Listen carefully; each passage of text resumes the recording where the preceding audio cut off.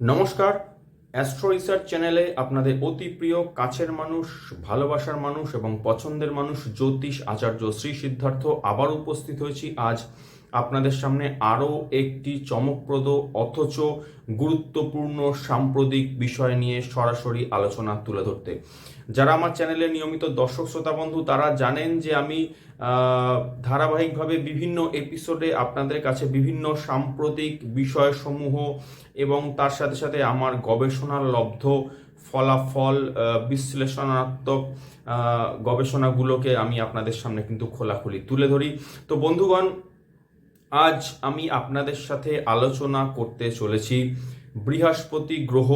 যে বৃহস্পতি গ্রহ মিথুন রাশিতে প্রবেশ করেছে গত 14ই মে তারিখে। এই বৃহস্পতি গ্রহ আগামী 16 বছরের জন্য অতিচারী মোশন বা অতিচারী মোডে প্রবেশ করলো এবং এই অতিচারী বৃহস্পতি যা মিথুন রাশি থেকে পরপর কিন্তু ধারাবাহিকভাবে বিভিন্ন রাশিতে সে ট্রানজিট করবে। শুধু তাই নয়, এই মিথুন রাশিতে থাকাকালীন 1 বছরের কম সময়ের মধ্যে বৃহস্পতি গ্রহ একই সাথে 3টে রাশিতে কিন্তু ট্রানজিট করতে চলেছে। এবং এই অতিচারী বৃহস্পতি গ্রহের কি সিগনিফিক্যান্স হতে চলেছে, কি কি ডেটস, কি কি এফেক্টস এবং কি কি তার রেমেডিস হতে চলেছে তা আমি কিন্তু খোলাখুলি আজ আপনাদের সামনে আলোচনা তুলে ধরতে চলেছি। তো বন্ধুগণ, আলোচনার শুরুতে আমি আরেকবার আমার যারা নিয়মিত দর্শক শ্রোতা বন্ধু চ্যানেলে আছেন তাদের উদ্দেশ্যে আমি আরেকবার করজোরে নিবেদন করতে চাইছি যে যারা আমার চ্যানেলের দর্শক শ্রোতা বন্ধু অথচ এখনো পর্যন্ত চ্যানেলটিকে আপনারা সাবস্ক্রাইব করে ওঠেননি, তাদের কাছে আমার বিনীত এবং স্বনির্বন্ধ অনুরোধ, অবশ্য করে চ্যানেলটিকে সাবস্ক্রাইব করে চ্যানেলের পাশে থাকবেন।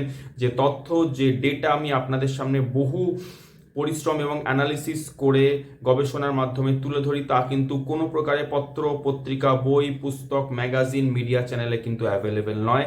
তাই অনুগ্রহ করে আপনাদের নলেজের জন্য, আপনাদের তথ্য সংগ্রহের জন্য কিন্তু এই চ্যানেলটিকে সাবস্ক্রাইব করে চ্যানেলের পাশে থাকবেন। সাথে সাথে অবশ্য করে লাইক, কমেন্ট এবং শেয়ারও করবেন। তো চলুন প্রবেশ করা যাক মূল আলোচনায়। বন্ধুগণ, মূল আলোচনার শুরুতে প্রথমেই আরেকবার বলি যে বৃহস্পতি 14ই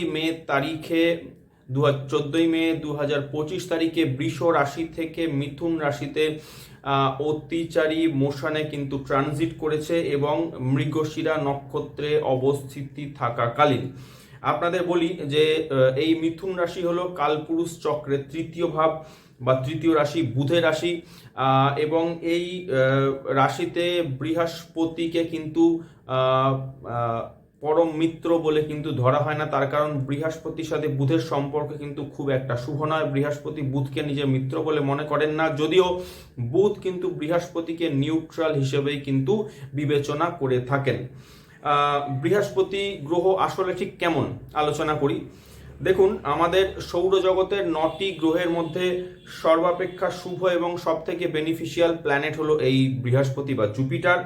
এবং যে গ্রহ আমাদের সবথেকে বেশি খুশি, আনন্দ, হ্যাপিনেস, বিশেষ করে পার্মানেন্ট হ্যাপিনেস প্রদান করে তা আর কেউ নয়, তা হলো শুধুমাত্র ওয়ান অ্যান্ড অনলি দেবগুরু বৃহস্পতি।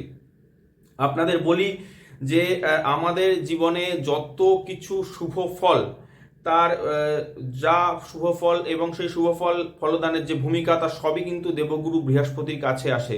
যেমন উদাহরণস্বরূপ আপনাদের বলি যে জ্যোতিষের ভাষায় বৃহস্পতি হলো জ্ঞান বা নলেজ, শিক্ষা অর্থাৎ এডুকেশন, ধর্ম বা রিলিজিয়ান, ধন সম্পত্তি, অ্যাসেট প্রপার্টি, এমনকি সন্তান লাভ, এই প্রত্যেকটি ক্ষেত্রে মূল কারক বা মূল সিগনিফিকেটর হলো দেবগুরু বৃহস্পতি। তাহলে বুঝতেই পারছেন কেন আমরা দেবগুরু বৃহস্পতিকে এত গুরুত্ব কিন্তু জ্যোতিষ ভাষায় কিন্তু দিয়ে থাকি।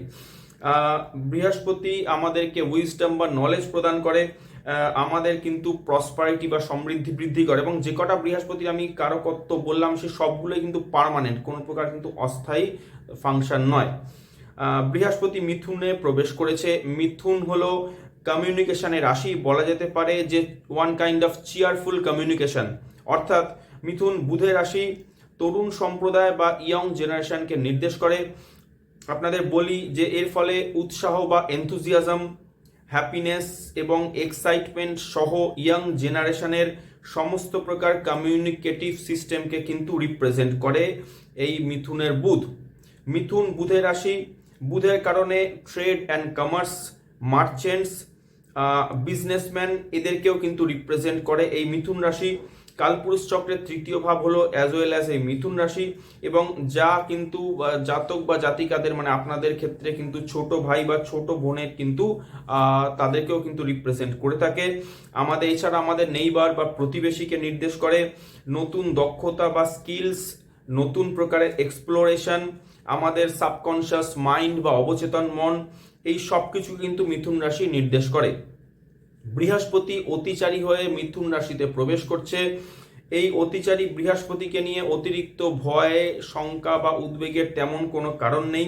তার কারণ হলো, যদিও বৃহস্পতির এই মোশন কিছুটা আনপ্রেডিক্টেবল, তার কারণটা হচ্ছে যে বৃহস্পতি যে মিথুন রাশিতে প্রবেশ করার পরে আপনারা জানেন যে প্রত্যেকটি রাশিতে কিন্তু 30 ডিগ্রি করে কভার আপ এরিয়া থাকে। তো মিথুন রাশির ক্ষেত্রে অবশ্যই সার্টেনলি 30 ডিগ্রি করে তার কভার আপ এরিয়া। তো এই 30 ডিগ্রি যে এরিয়া, এই এরিয়াকে বৃহস্পতি অতিচারী হয়ে মাত্র 5 থেকে 6 মাসের টোটাল কভার আপ করবে। অর্থাৎ মিথুনে বৃহস্পতি প্রথমে প্রবেশ করেছে 14ই মে 2025 তারিখে, এবং 18ই অক্টোবর, অর্থাৎ আপনার May, June, July, August, September, October, totally 5 থেকে 5.5 মাসের মধ্যে টোটালি এই 30 ডিগ্রিকে কিন্তু ক্রস করে এই মিথুনের বৃহস্পতি কিন্তু প্রবেশ করে যাবে কর্কট রাশিতে।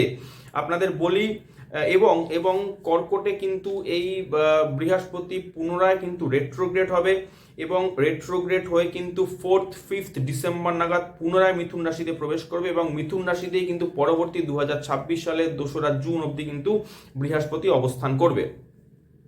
আপনাদের বলি, আমি বৃহস্পতির এই গোটা যে মোশন, এই মোশনটাকে একটু ছোট্ট করে আপনাদের ব্যাখ্যা করি। ব্যাখ্যাটা হলো যে প্রথম 1 মাস অর্থাৎ 14ই মে থেকে 14ই জুন এই সময় বৃহস্পতি মৃগশিরা নক্ষত্রে অর্থাৎ মঙ্গলের নক্ষত্রে অবস্থান করছে। 14ই জুন থেকে 16ই অগাস্ট এই 2 মাস 2 দিন সময়ে বৃহস্পতি আদ্রা নক্ষত্রে অবস্থান করবে, এবং আদ্রা নক্ষত্রে, এটা একটা আশ্চর্য ঘটনা যে আদ্রা নক্ষত্রে 13 ডিগ্রি 20 মিনিট যে স্প্যান, সেই সময়কে বৃহস্পতি মাত্র 2 মাসের মধ্যে কিন্তু খুব দ্রুত গতিতে কিন্তু ক্রস করে যাবে, যে কারণের জন্যই বৃহস্পতির এই মোশনকে কিন্তু আমরা অতিচারী অর্থাৎ আনপ্রেডিক্টেবল কিন্তু বলছি। অর্থাৎ এই ক্ষেত্রে কি কি ঘটবে সেটা কিন্তু আগে থেকে বলা, প্রেডিক্ট করা কিন্তু একটু টাফ। যাই হোক, ব্যাখ্যায় ফিরে আসি।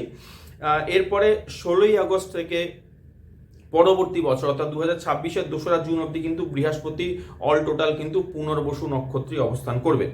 পুনর্বসু নক্ষত্রের 4টে পদ, তার মধ্যে 3টি পদ রয়েছে মিথুন রাশিতে, এবং শেষ পদ অর্থাৎ চতুর্থ পদ কিন্তু রয়েছে কর্কট রাশিতে। এই কর্কটে বৃহস্পতি যখন 18ই অক্টোবর 2025 নাগাদ প্রবেশ করবে, তখন 1 ডিগ্রিরও কম স্থানে বৃহস্পতি রেট্রোগ্রেড হবে, এবং সেটাও কিন্তু নভেম্বর নাগাদ। আপনাদের বলি যে পুনর্বসুতে বৃহস্পতি রেট্রোগ্রেড হয়ে আবারও মিথুনে ফিরবে 14ই ডিসেম্বর নাগাদ। একটু ভুল বললাম, 14ই ডিসেম্বর নয়, 4th ডিসেম্বর নাগাদ। এবং পরবর্তী 2nd জুন 2026 অবধি বৃহস্পতি পুনর্বসু নক্ষত্রকেই কিন্তু অতিক্রম করবে।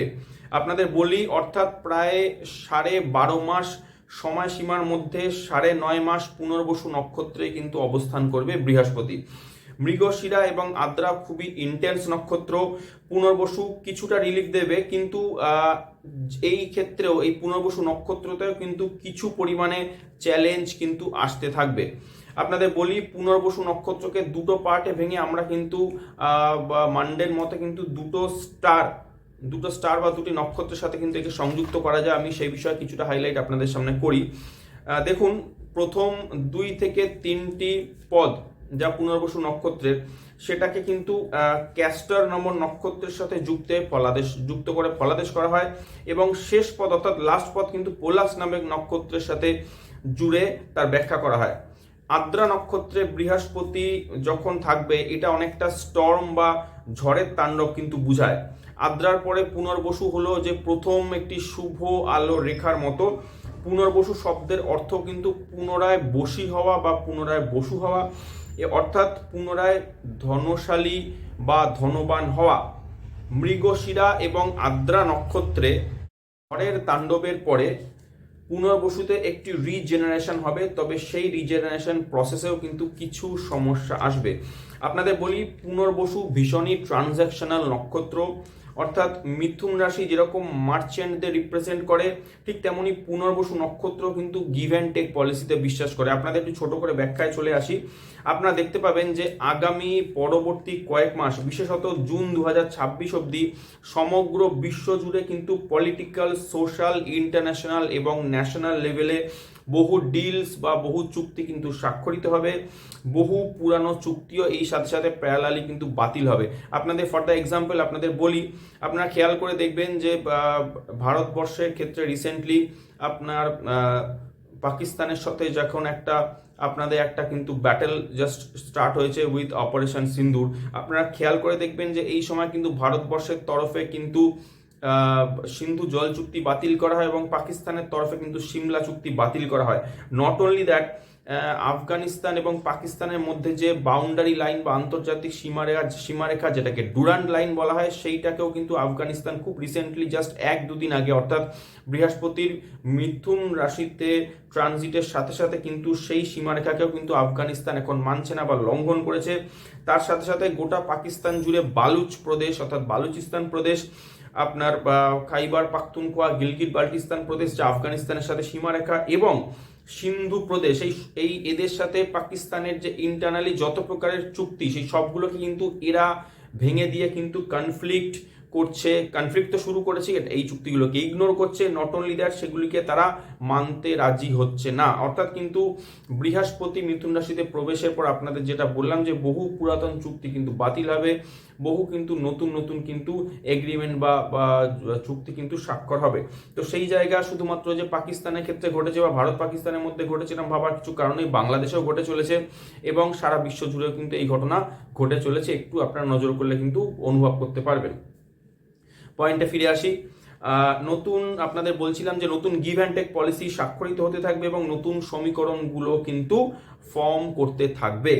আপনাদের বলি, আদ্রা নক্ষত্রে যতদিন বৃহস্পতি থাকবে অর্থাৎ 14 জুন থেকে 16 অগাস্ট, এই সময় কিন্তু বিশ্ব জুড়ে অশান্তি, অস্থিরতা, যুদ্ধের দামামা তাণ্ডব কিন্তু লাগাতার ধারাবাহিক চলতে থাকবে। আপনারা দেখতেই পাচ্ছেন চতুর্দিকে কিন্তু একটা অস্থিরতার পরিবেশ কিন্তু বজায় রয়েছে। ভারত পাকিস্তানের মধ্যে ইন্টারনাল যে কনফ্লিক্ট সেটা বাদ দিলেও বাংলাদেশের সাথে কিন্তু কনফ্লিক্ট শুরু হয়েছে। এছাড়াও কিন্তু ইন্টারন্যাশনাল বিভিন্ন কান্ট্রি যেরকমভাবে আপনার প্যালেস্টিন, গাজা সহ টোটাল মিডল ইস্ট, এছাড়াও কিন্তু পাকিস্তানের যে ইন্টারন্যাশনাল টেরিটরি যে বাউন্ডারি, এছাড়া Iran, China, south Korea, north Korea, Japan, America, এদের মধ্যে কিন্তু বিভিন্নভাবে কিন্তু নানা প্রকারের হ্যাসেল এবং নানা প্রকারে কিন্তু অস্থিরতা কিন্তু অলরেডি মাথাচাড়া দিয়েছে এবং যেটা আপনারা কিন্তু আরও বর্ধিত ফর্মে দেখতে পারবেন অন্তত পক্ষে বৃহস্পতি আদ্রা নক্ষত্র যতক্ষণ না ত্যাগ করে, অর্থাৎ অগাস্টের মিডিল পর্যন্ত।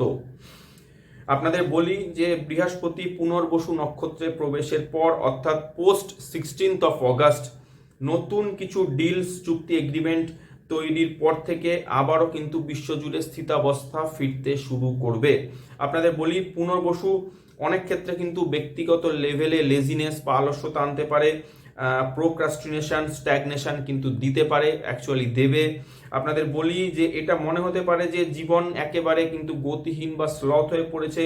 এবং আরেকটি সমস্যা হলো যে পুনর্বসু নক্ষত্রের মধ্যে, তা হলো যে ফিউচার প্ল্যানিং এই নক্ষত্রের একেবারেই নেই। ফলে এই নক্ষত্র আগামী দিনের বিষয় কিন্তু বিন্দুমাত্র ভাবিত নয়। তো এই সব কিছু যে আমি 3টে নক্ষত্র অর্থাৎ কিন্তু মৃগশিরা, আদ্রা এবং পুনর্বসু নক্ষত্র যা কিন্তু মিথুন রাশিরই কিন্তু 3টে পার্টের মধ্যে কিন্তু অবস্থান করছে, সেই নক্ষত্র ক্যারেক্টারিস্টিক্স বা বিশেষত্ব আপনাদের সামনে ছোট ছোট করে তুলে ধরছি এবং যেটা আপনারা কিন্তু আগামী দিনে কিন্তু দেখতে পাবেন। পুনর্বসু যদিও কিন্তু শুভ নক্ষত্র হিসেবে তাকে সিগনিফাই করা হয়, ফলে মৃগশিরা এবং আদ্রা নক্ষত্রে বৃহস্পতি গোচরকালীন যে ফলাফল তার থেকে কিন্তু এই নক্ষত্রে গোচরকালীন ফলাফল কিন্তু গোটা বৈশ্বিক ইম্প্যাক্ট হিসেবে কিন্তু অনেক কিন্তু শুভ ফল প্রদান করবে। আপনাদের বলি, মিথুনে বৃহস্পতি প্রবেশ করে বিভিন্ন communication system, media, social media এই সমস্ত মাধ্যমগুলোতে কিন্তু বেশ কিছু যুগান্তকারী সিদ্ধান্ত, চেঞ্জেস বা বদল, প্রোগ্রেস কিন্তু আসতে চলেছে।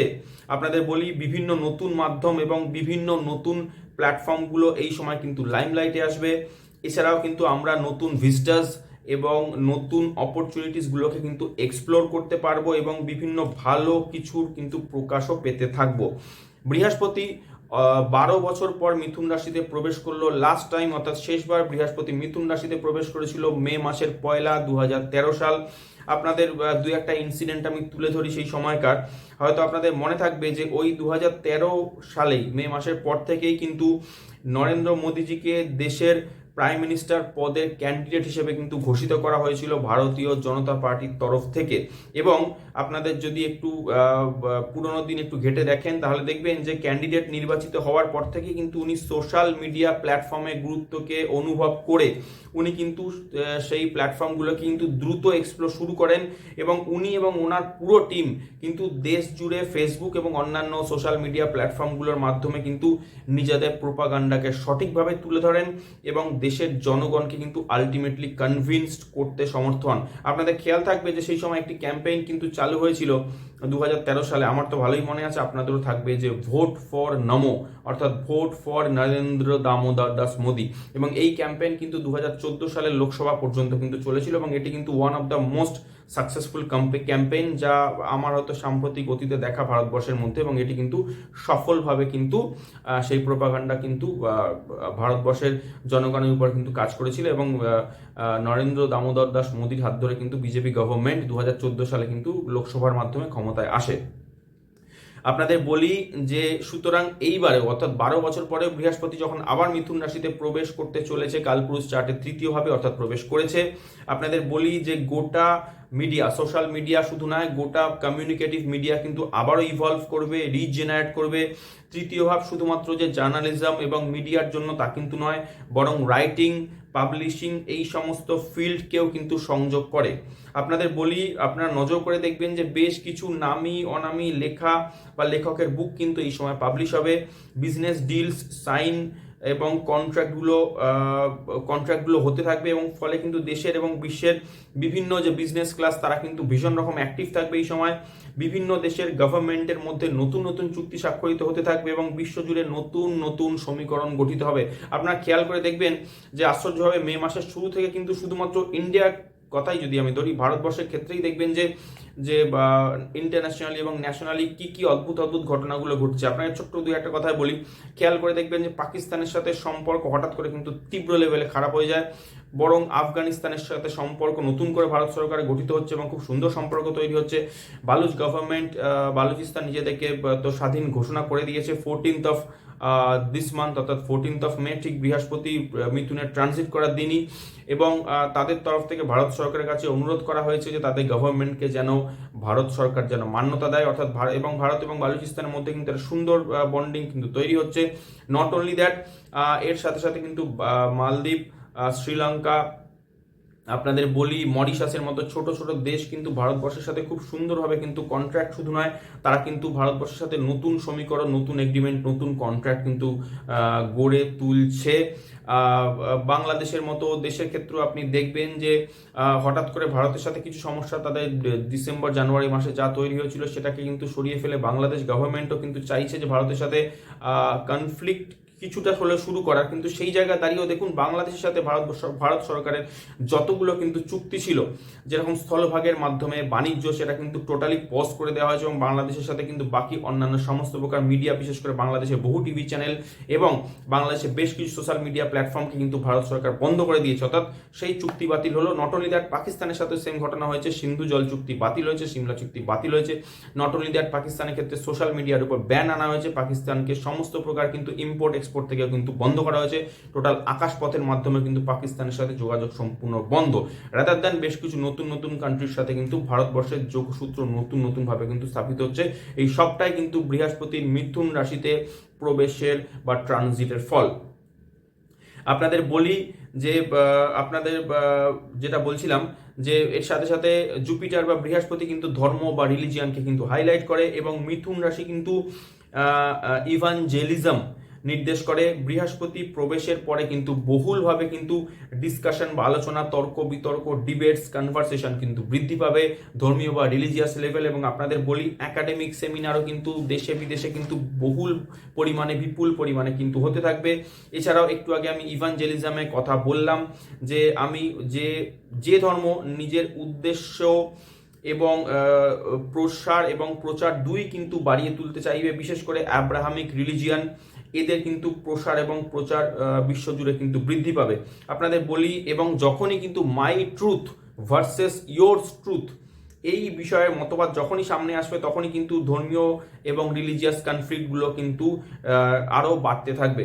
আপনাদের আমি বলেছিলাম, আমি শনি নেপচুন নিয়ে কিছুদিন আগে শনি নেপচুন রাহু নিয়ে একটি এপিসোড আমি আপনাদের সামনে তুলে ধরেছিলাম, এবং আমি আপনাদের বলে দিয়েছিলাম যে 29শে মার্চ 2025-এর পর থেকে কিন্তু শনি রাহু নেপচুন যুতির কারণে কিন্তু বিশেষ করে শনি নেপচুন একই রাশিতে বহু বছর পরে কিন্তু যুতি হওয়ার কারণে রিলিজিয়াস পোলারাইজেশন এবং ধর্মীয় উন্মত্ততা কিন্তু বিশ্ব জুড়ে বাড়তে থাকবে।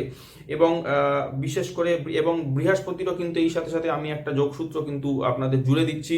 বৃহস্পতি কি করে, যে বস্তুকে বৃহস্পতি স্পর্শ করে তাকে কিন্তু বাড়িয়ে তোলার কাজ কিন্তু করে, সন্দেহ নেই সেই বিষয়ে। এবং বৃহস্পতি যদিও কিন্তু অতিমাত্রায় হিউম্যানিস্টিক প্ল্যানেট, এবং জুপিটার কিন্তু ফিলোসফিক্যাল বা দার্শনিক নেচারের, জুপিটার হল ওয়াইজ বা জ্ঞানী, কিন্তু সাথে সাথে কিন্তু এটা জানতে হবে বৃহস্পতি ধর্ম এবং ধর্মান্ধতাকেও কিন্তু রিপ্রেজেন্ট করে। তাহলে কি দাঁড়ালো, যে মীন রাশিতে শনি এবং নেপচুন বসে গোটা বিশ্বজুড়ে যে রিলিজিয়াস পোলারাইজেশন যেটাকে বাড়িয়ে তুলেছে, বৃহস্পতি তৃতীয় রাশিতে অর্থাৎ মিথুনে প্রবেশ করার সাথে সাথে কিন্তু সেই বিষয়টিকে কিন্তু ইগনাইট করছে, বা সেই বিষয়টিকে কিন্তু আরও বিপুল পরিমাণে কিন্তু ইনক্রিজ করে তুলবে। এর সাথে সাথে আপনাদের বলি, সিংহ রাশিতে কেতু ট্রানজিট করেছে 18 মে তারিখে, তার সাথে সাথে রাহুও কিন্তু ট্রানজিট করেছে কুম্ভে ওই একই তারিখে। তো সিংহে কেতু 18 মে তারিখে প্রবেশ করার পর থেকে ধর্মীয় প্রতিষ্ঠানগুলি কিন্তু অতিরিক্ত ডমিনেট করা শুরু করবে। আপনাদের বলি, বৃহস্পতি ম্যানেজমেন্টকে নির্দেশ করে, মিথুন রাশি বিজনেস অর্গানাইজেশন এবং মিথুন রাশিও বিজনেস অর্গানাইজেশন এবং ম্যানেজমেন্টকে নির্দেশ করে। ফলে কিন্তু গোটা বিশ্বজুড়ে ম্যানেজমেন্টের প্রভাব বাড়বে, বিজনেস এবং কেন্দ্রীয় মানে বিজনেস কেন্দ্রিক যে অ্যাডভার্টাইজমেন্টগুলো সেইগুলির কিন্তু বিপুল পরিমাণে বৃদ্ধি পাবে। আপনাদের বলি, গভর্নমেন্ট এবং বিভিন্ন কোম্পানিজগুলো এই ধারায় প্রচার বা বিজ্ঞাপন শুরু করবে, যাতে এন্টায়ার সোসাইটির উপর এদের গ্রিপ বা হোল্ড আরও মজবুত করা যায়। আপনাদের বলি যে এর কিন্তু পজিটিভ এবং নেগেটিভ দুটি দিকই বর্তমান। যেরকমভাবে পজিটিভ দিক যদি আমি বলি, যে মিডিয়া দ্বারা প্রচারিত ইনফরমেশনস প্রচার পাবে, এটা খুব ভালো কথা। মিডিয়ার মাধ্যমে বহু ভালো জিনিস, বহু কিন্তু গুড ইনফরমেশনস আমরা কিন্তু খুব সহজেই যেরকম পেতে পারি, তেমনি আমি যদি রিভার্স এফেক্ট ধরি, অর্থাৎ মিস ইনফরমেশনসও কিন্তু বিপুল পরিমাণে কিন্তু যদি ছড়িয়ে পড়ে কিন্তু ক্ষতির আশঙ্কা কিন্তু প্যারালালি একইভাবে কিন্তু বর্তমান থাকবে। আপনাদের বলি, ফলে রিউমার মঙ্গারিং অর্থাৎ গুজব ছড়ানো বিষয়েও কিন্তু আমাদের বিপুল পরিমাণে কিন্তু সতর্ক থাকা প্রয়োজন। এটাও কিন্তু একটা বলতে পারেন যে বৃহস্পতির যে কমিউনিকেটিভ যে মাধ্যমটা, তারও কিন্তু পজিটিভ এবং নেগেটিভ দুটোই সাইড কিন্তু এর থেকে আমি আপনাদের বুঝিয়ে তুলে ধরলাম। আপনাদের আরেকটা পয়েন্ট আমি হাইলাইট করব। আপনাদের মনে থাকবে যে 2013 সালে আপনাদের ইউরোপে কিন্তু হিগস বোসন এক্সপেরিমেন্ট কিন্তু করা হয়েছিল, অর্থাৎ ঈশ্বর কণিকা খোঁজার যে প্রচেষ্টা বা দৌড় শুরু হয়েছিল, সেই এক্সপেরিমেন্ট কিন্তু এই মিথুন রাশিতে বৃহস্পতি থাকাকালীন, অর্থাৎ কমিউনিকেশনের ঘরে থাকাকালীন কিন্তু সেই এক্সপেরিমেন্ট সফল হয়েছিল। এবং এইবার আপনাদের আমি বলি, 2025 গোটা বছর এবং 2026 জুন অবধি কিন্তু বিভিন্ন এক্সপ্লোরেটরি ওয়ার্ক এবং রিসার্চ ওয়ার্ক কিন্তু সারা বিশ্ব জুড়ে সফলতার সাথেই হতে থাকবে। পাশাপাশি মিথুন রাশি কিন্তু আপনাদের বলি যে সেন্সুয়ালিটি এবং সেক্সুয়ালিটি কারক রাশি, ফলে ব্যক্তিগত স্তরে একজন ব্যক্তির কিন্তু সেক্সুয়াল আর্জ কিন্তু বাড়ানোর জন্য এই রাশির ভূমিকা থাকবে। আপনাদের বলি, ফলে কিন্তু বিশ্বজুড়ে প্রস্টিটিউশন কিন্তু আচমকায় বিপুল পরিমাণে কিন্তু বৃদ্ধি পাবে। বিশেষ করে বৃহস্পতি মৃগশিরা এবং আদ্রা নক্ষত্রে গোচরকালে আপনাদের বলি, অনেক কিন্তু প্রস্টিটিউশন র্যাকেট বা অবৈধ মধুচক্র বা এই ধরনের ইলিগাল র্যাকেট কিন্তু এক্সপোজ হতে থাকবে। ব্যক্তিগত লেভেলে আপনাদের বলি, নিষ্ঠুরতা বা ক্রুয়েলটি বাড়বে। আপনাদের যেরকম আমি শুরুতেই মেনশন করে দিয়েছিলাম যে ক্যাস্টর এবং পোলাক্স নামের দুটি স্টার, তার সাথে কিন্তু মিথুন রাশির যোগসূত্র আছে। তো এই দুটি স্টারের যে গঠনশৈলী, তার সাথে কিন্তু এই নেচার বা ক্রুয়েলটি কিন্তু মিল পাওয়া যায়। তার সাথে সাথে আপনাদের বলি যে মিথুন রাশি কিন্তু একটি বিশেষত্ব থাকবে, যে ফার্স্ট অ্যাটেম্পটে কোনো কাজ সফল হতে না দেওয়া। এটা একটু খেয়াল রাখবেন। বৃহস্পতি মিথুন রাশিতে যেহেতু প্রবেশ করেছে, আপনাদের ক্ষেত্রে কিন্তু অনেক ক্ষেত্রেই দেখবেন অনেকেরই কিন্তু ফার্স্ট অ্যাটেম্পটে বা প্রথম প্রয়াসে কোনো কাজ সফল হতে চাইছে না। আপনাদের অবশ্যই কিন্তু সেকেন্ড অ্যাটেম্পট কিন্তু সফল অবশ্যই হবে। আপনাদের বলি যে কারণ কেন ওটা ব্যর্থ হবে, তার কারণ হচ্ছে ফার্স্ট অ্যাটেম্পটে বা প্রথম প্রয়াস আপনাদের যে কোনো কাজের ক্ষেত্রে ব্যর্থ ব্যর্থ হওয়ার কারণে কিন্তু ক্যাস্টর এবং পোলাক্স এই টুইন স্টারকে কিন্তু যদি আমি বিবেচনা করি, তাহলে ক্যাস্টর হলো কিন্তু দুষ্ট প্রকৃতির এবং নিষ্ঠুর একটি স্টার, এবং আদ্রা নক্ষত্রের সাথেও কিন্তু এই স্টারের কিন্তু একটু মিল আছে, কারণ আদ্রা নক্ষত্র কিন্তু প্যারালালি ক্রুয়েলটি নির্দেশ করে। আপনাদের বলি যে তার ফলে কিন্তু আপনাদের যে 14ই মে থেকে 14ই জুন এবং 14ই জুন থেকে 16 অগাস্ট এই সময়ের মধ্যে কিন্তু ক্রুয়েলটি বা এবং নিষ্ঠুরতা কিন্তু প্যারালালি বাড়বে। মিথুন রাশি চলাকালীন যে কোনো কাজ বা যে কোনো অ্যাটেম্পট কিন্তু আপনাদের যা আপনারা করবেন তা কিন্তু ফার্স্ট অ্যাটেম্প্ট না করে কিন্তু সেকেন্ড অ্যাটেম্প্টের জন্য কিন্তু অবশ্যই আপনারা কিন্তু চেষ্টা করবেন। কিন্তু তাও বলি যে আপনাদের মধ্যে অনেকে কিন্তু ফার্স্ট অ্যাটেম্প্ট কিন্তু কোনো কাজ না হওয়াতে, কোনো ভাইটাল কাজ যদি আটকে যায়, অনেকে কিন্তু ডিস্ট্র্যাক্ট হয়ে কিন্তু সেই কাজের জায়গাটা কিন্তু ছেড়ে দিয়ে বেরিয়ে চলে যাবেন। কিন্তু আপনাদের আমি পরামর্শ দেব যে মিথুন রাশিতে বৃহস্পতি চলাকালীন কিন্তু ধৈর্য এবং পেশেন্স নিয়ে কাজ করুন, এবং একবার প্রচেষ্টায় বিফল হলে পুনরায় প্রচেষ্টা করুন, নিশ্চয়ই সফল হবেন। মিথুনে বৃহস্পতি মানুষের মধ্যে কিন্তু রেস্টলেসনেস বাড়াতে পারে। দ্বিতীয় হলো মানুষের মধ্যে যেটা মোস্ট ভাইটাল পয়েন্ট যা আমি আপনাদের বলতে চাইছি, যে মিথুনে বৃহস্পতি কিন্তু মানুষের মধ্যে রেসপিরেটরি ডিসঅর্ডার কিন্তু ক্রিয়েট করতে পারে। যদি আপনাদের ক্ষেত্রে দেখা যায় যারা এল্ডারলি পিপল বা যারা বয়স্ক লোক, তাদের মধ্যে কিন্তু অ্যাস্থমা, টিবি, প্লুরেসি বা ইনফ্লুয়েঞ্জা বা শ্বাসযন্ত্র সম্পর্কিত যদি কোনো পুরনো ইতিহাস বা হিস্ট্রি থেকে থাকে, তো আপনাদেরকে বলবো এই সময় ভীষণ রকম সতর্ক থাকুন।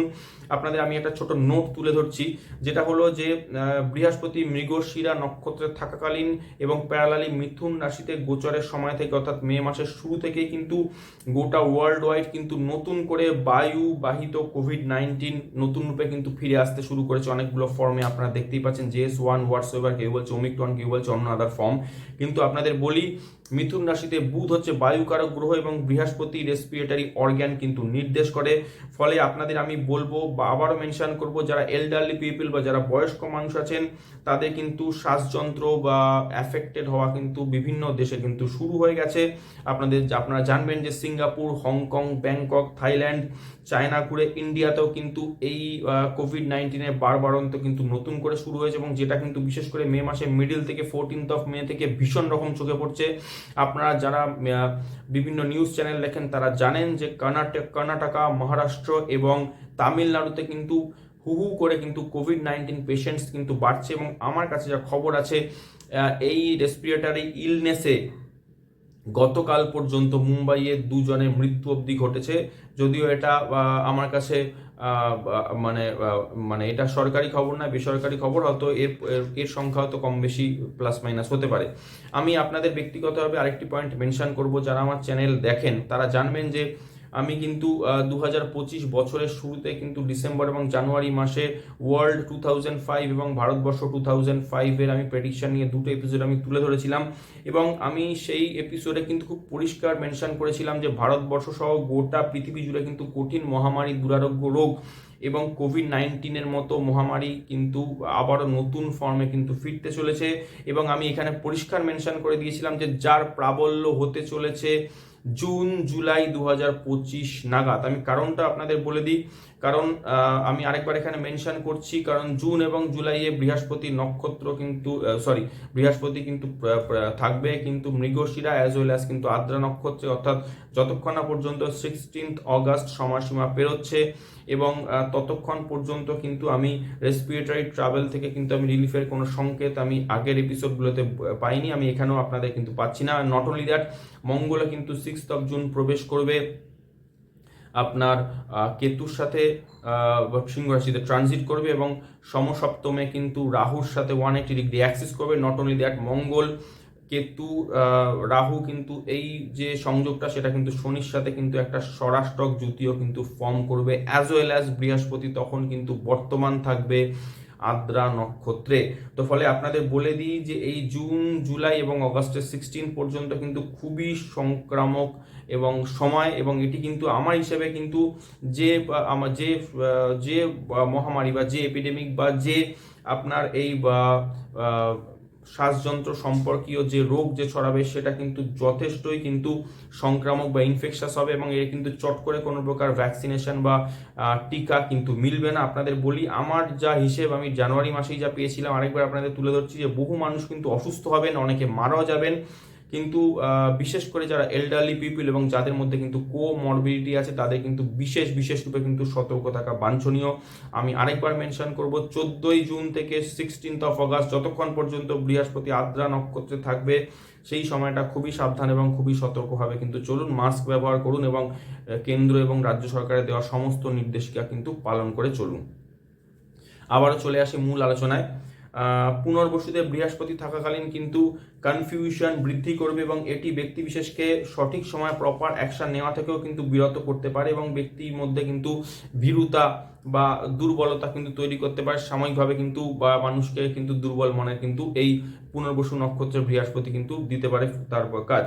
চতুর্থত, মিথুনে বৃহস্পতি থাকাকালীন কিন্তু নতুন স্কিল সেট যেরকমভাবে সেখান থেকে যেরকমভাবে আয় বৃদ্ধি করার যেরকম সুযোগ, তেমনি কিন্তু ট্রাভেলিং অর্থাৎ ভ্রমণও কিন্তু এই সময় প্রচুর পরিমাণে বৃদ্ধি পাবে। বিশেষত আমি দেখতে পাচ্ছি যে মিথুনে বৃহস্পতি থাকাকালীন কিন্তু এয়ার ট্রাভেলস বিপুল পরিমাণে কিন্তু বাড়বে। আপনাদের মেনশন করে দিই, ট্রাভেলিং সংক্রান্ত ক্ষেত্রে কালপুরুষ চক্রের যতগুলি ভাব অর্থাৎ তৃতীয় ভাব, নবম ভাব এবং দ্বাদশ ভাব সবকটি ভাবই কিন্তু এই সময় অ্যাক্টিভ। আপনাদের ছোট করে ব্যাখ্যা করি, বৃহস্পতি রয়েছে তৃতীয় ভাবে, তৃতীয় থেকে সপ্তম ভাব, নবম ভাব এবং একাদশ ভাবে বৃহস্পতির ডিরেক্ট দৃষ্টি পড়ছে। শনি এই মুহূর্তে দ্বাদশ ভাবে অর্থাৎ মীন রাশিতে নেপচুনের সাথে বসে রয়েছে এবং শনিও সরাসরি কিন্তু নবম ভাবে দৃষ্টি দিচ্ছে। ফলে কালপুরুষ চক্রের তৃতীয় ভাব, নবম ভাব এবং দ্বাদশ ভাব যা ট্রাভেলিং সংক্রান্ত ভাব তা কিন্তু সুপার অ্যাক্টিভ। ফলে কিন্তু শর্ট জার্নি এবং লং জার্নি, বিশেষ করে এয়ার ট্রাভেল কিন্তু প্রচুর পরিমাণে কিন্তু বাড়বে। এবং এই সময় আপনাদের বলি, মিথুনে বৃহস্পতি থাকাকালীন কিন্তু নতুন লার্নিং বা নতুন শিক্ষা গ্রহণের জন্য ভালো সময়, যোগাযোগ বা কমিউনিকেশনের ক্ষেত্রেও কিন্তু বড় রিভলিউশন আসতে পারে এই সময়। চলে আসি রেমেডি বা প্রতিকার বিষয়ে আলোচনায়। বৃহস্পতি মিথুনে থাকাকালীন বড় সমস্যা তেমন কিছু আসবে না, বিশেষ করে পুনর্বসু নক্ষত্রে অর্থাৎ 16 অগাস্ট থেকে যখন বৃহস্পতি অবস্থান করবে আনটিল অ্যান্ড আনলেস পরবর্তী বছরের 2 জুন পর্যন্ত, ততক্ষণ পর্যন্ত তেমন কোনো গুরুতর সমস্যা থাকবে না। আপনাদের বলি, কিন্তু বুধ এবং বৃহস্পতি এই দুই গ্রহ উভয়েরই সংযোগ কিন্তু ভগবান বিষ্ণু বা লর্ড বিষ্ণুর সাথে থাকার কারণে আপনারা যদি যে কোনো ফর্মে ভগবান বিষ্ণু বা শ্রী নারায়ণের যদি পূজা পাঠ মন্ত্র জপ যদি করতে পারেন তো ভীষণই ভালো ফল মিলবে। আমি দুটি আপনাদের সামনে বীজ মন্ত্র তুলে ধরছি। একটি হলো যে ওম নমঃ ভগবতে বাসুদেবায় অথবা ওম নমঃ নারায়ণায়। এই দুই মন্ত্র যদি 108 বার এক মালা, অথবা আপনি এক মালার 108-এর গুণিতক 7 বার 8 বার 10 বার যতবার আপনি খুশি যদি জপ করতে পারেন বা চ্যান্টিং যদি আপনি করতে পারেন ভীষণই ভালো ফল পাবেন। এছাড়াও আপনারা বৃহস্পতি গ্রহের মন্ত্র যা হলো ওম গুরবে নমঃ অথবা ওম গ্রাম গ্রীম গ্রৌম সহ গুরবে নমঃ, এই মন্ত্র যদি 108 বার করে আপনারা গুণিতক হিসেবে যদি মালা আপনারা জপ বা চ্যান্টিং যদি করতে পারেন কিন্তু বৃহস্পতি গ্রহের দুষ্প্রভাব থেকে কিন্তু অনেকাংশে কিন্তু রিলিফ পাবেন। কিছু প্র্যাকটিক্যাল রেমেডিও আপনাদের সামনে আমি তুলে ধরি, যা যদি আপনারা সক্ষম হন তাহলে বিদ্যার্থীদের ক্ষেত্রে, যারা স্টুডেন্ট তাদের ক্ষেত্রে যদি কোনো প্রকার আর্থিক সহায়তা যদি দিতে পারেন, যদি আপনারা এই সময় সৎসঙ্গ সাধু সঙ্গ যদি করতে পারেন এবং গুণীজনের পাশে দাঁড়িয়ে তাদের যদি যথাসাধ্য সহায়তা যদি আপনারা করতে পারেন তাহলে এগুলির কারণে কিন্তু বিশেষ রূপে ভালো ফল পাবেন। এছাড়া বলি, বৃহস্পতি প্রাকৃতিকভাবে তৃতীয় ভাবে থাকার কারণে পিতৃব্য ও পূর্বপুরুষের উদ্দেশ্যে যদি জল তর্পণ করা যায় তাহলেও খুব ভালো প্রতিকার। যদি এই সময় গোমাতার সেবা করতে পারেন সেটাও খুব ভালো প্রতিকার। আপনারা জানেন যে শনি এই সময় উত্তর ভাদ্রপদ নক্ষত্রে অবস্থান করছে এবং উত্তর ভাদ্রপদ নক্ষত্র যে যোনি তা কিন্তু গো যোনি বলা হয়ে থাকে এবং এই নক্ষত্রে শনি স্থিত থাকার কারণেও কিন্তু গোমাতার সেবা করলে পুণ্যফল এবং আশীর্বাদ দুই পাবেন। অর্থাৎ বৃহস্পতি মিথুনে, সেখান থেকেও গোমাতার সেবা, শনি উত্তর ভাদ্রপদ নক্ষত্রে, সেখান থেকেও কিন্তু গোমাতার সেবা, কিন্তু উভয় কিন্তু আপনারা যদি করতে পারেন ভীষণই ভালো ফল পাবেন। এছাড়াও বৃহস্পতিবার যদি উপবাস বা ফাস্টিং করতে পারেন, যদি কিছু মাত্রা যদি আপনারা একাদশী ব্রত যদি আপনি 16 সপ্তাহ বা 21 সপ্তাহ যদি পালন করতে পারেন, যদি আপনারা বৃহস্পতিবার করে যদি কলা গাছ বা কলা বৃক্ষের মূলে যদি জল সিঞ্চন করতে পারেন, এই ধরনের রেমেডি যদি করেন, আপনাদের বলবো যে বৃহস্পতি অতিচারী হয়েও কিন্তু কোনো প্রকার সেভাবে দুষ্প্রভাব পড়বে না আপনাদের উপরে। এছাড়াও বলবো যে তার সাথে সাথে যদি প্রপার ওয়েতে যদি মেডিটেশন করতে পারেন তাহলেও কিন্তু ভীষণই ভালো ফল পাবেন। তো বন্ধুরা, এই হলো বৃহস্পতি গ্রহ যা অতিচারী হয়ে মিথুন রাশিতে প্রবেশ করার পরে তার সিগনিফিক্যান্স, তার রেমেডিস, তার প্রতিকার সব কিন্তু আপনাদের সামনে কিন্তু আমি গোটা এপিসোডে কিন্তু আমি আপনাদের সামনে তুলে ধরলাম।